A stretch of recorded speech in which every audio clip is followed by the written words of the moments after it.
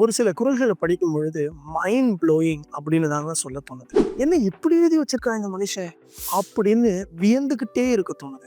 இந்த குறள் வீரத்தினுடைய ஒரு உச்சகட்டத்தை காட்டக்கூடிய ஒரு குறள்னு சொன்னா அது மிக இல்லைங்க. வள்ளுவர் டைரக்டரா மாறி ஒரு என்டையர் படப்பிடிப்பையே நம்ம கண்ணு முன்னாடி எடுத்துட்டு வந்து நிறுத்துறாரு. வாங்க குறளுக்குள்ள போறோம். கதைக்களம் ஒரு போர்க்களம். அந்த போர்க்களத்துல ஒரு போர் வீரன் போர் தொடுத்துக்கிட்டே போறாங்க. தன்னுடைய வீரத்தால எல்லாரையும் அடிச்சு துவம்சம் பண்ணிக்கிட்டு முன்னேறிக்கிட்டே இருக்கான்.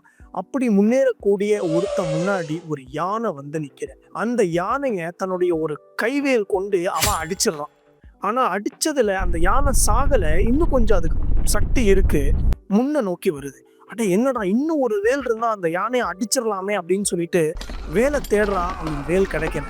திடீர்னு பார்த்து டக்குன்னு போர்க்களத்துல அவன் சிரிக்கிறாங்க. என்னடா இப்படி ஒரு சந்தர்ப்பத்துல யாரு சிரிப்பா அப்படின்னு பார்த்தா, தன் நெஞ்சில எதிரி எறிஞ்ச வேல் குத்தி இருக்கான். அதை பார்த்துட்டு அவன் சிரிக்கிறான் அப்படின்னு குறளை முடிக்கிறாருங்க நம்ம ஆடு.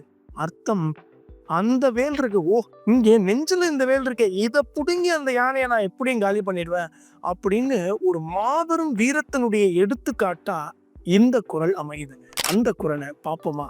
கைவேல் கடிற்றொடு போக்கி வருபவன் மெய் வேல் பரியா நகும். 2 லைன்ல ஒரு என்டையர் படப்பிடிப்பு மாதிரி ஒரு குறளை நம்மால் பண்ணியிருக்காரு பாருங்க. போங்க.